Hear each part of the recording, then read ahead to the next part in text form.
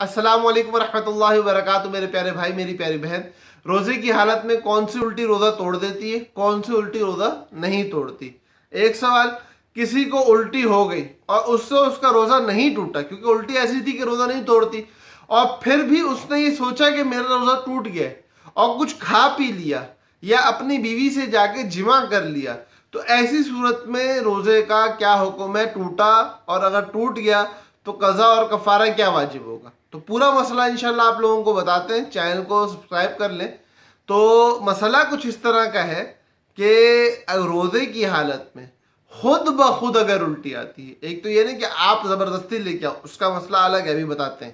لیکن اگر خود بخود الٹی آتی ہے کہ آپ نے کچھ کیا نہیں، ویسے ہی متلی اور الٹی آ گئی، تو الٹی آنے کی صورت میں خواہ منہ بھر کے ہو یا بغیر منہ بھرے تھوڑی الٹی ہو، دونوں صورتوں میں روزہ نہیں ٹوٹا، نہ مکروہ ہوا، روزہ بالکل درست ہے، بالکل صحیح ہے.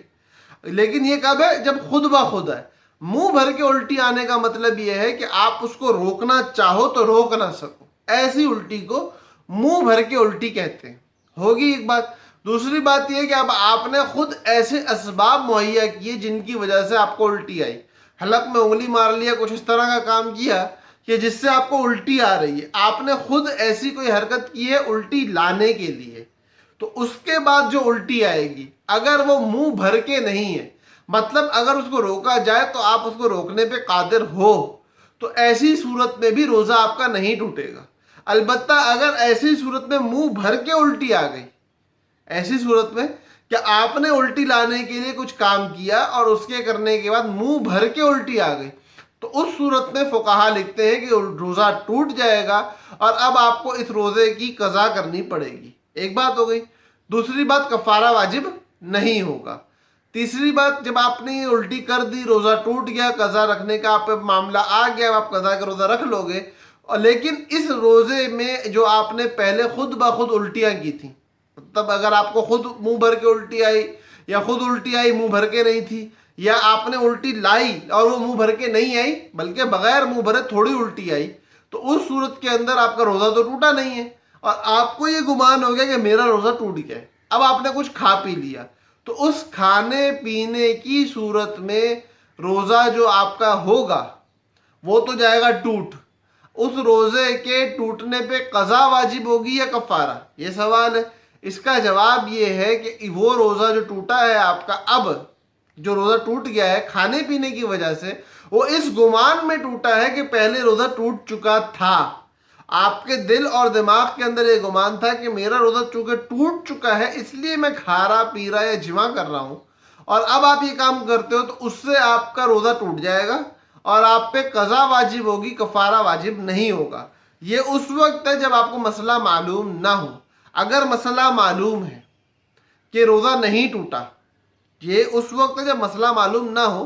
اور اگر مسئلہ معلوم ہے کہ روزہ نہیں ٹوٹا اور پھر بھی آپ یہ کام کر لیتے ہو کہ آپ کو پتہ ہے الٹی سے روزہ نہیں ٹوٹتا، پھر بھی آپ جا کے کچھ کھا لیتے ہو، پی لیتے ہو یا جمع کر لیتے ہو، تو فقہا یہ لکھتے ہیں کہ کھانے پینے کی صورت میں تو آپ کو تب بھی قضا ہی رکھنی پڑے گی، کفارہ نہیں دینا پڑے گا.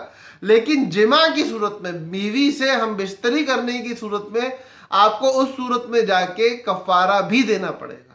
تو اس لیے مسئلہ سیکھ کر اپنی زندگی گزاریں گے تو انشاءاللہ زندگی آسان رہے گی، ورنہ ہماری زندگی مشکل ہو جائے گی. اللہ پاک ہمیں دین سیکھ کر اس پر عمل کرنے کی توفیق دے اور دین سیکھنے سکھانے والوں کے ساتھ جڑے رہنے کی توفیق دے.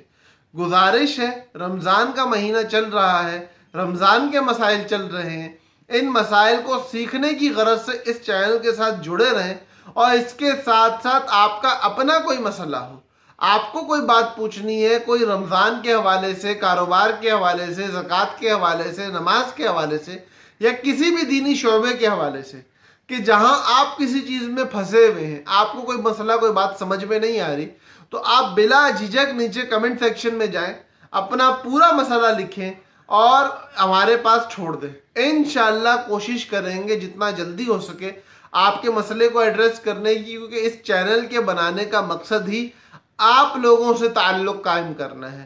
آپ لوگوں کے ساتھ جڑیں گے، آپ ہمارے ساتھ جڑیں گے، ہم آپ سے سیکھیں گے، آپ ہمیں سکھائیں گے.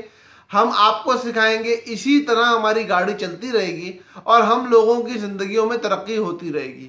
اللہ رب العزت ہم سب کا حامی و ناصر ہو، ہم سب کو اپنے رحمت کے سائے میں رکھے، ہم سب کو ہر قسم کے گناہ سے بچ کے اپنے روزے گزارنے کی توفیق دے، اور اس رمضان کو ہم سب کی ہدایت کا ذریعہ بنائے۔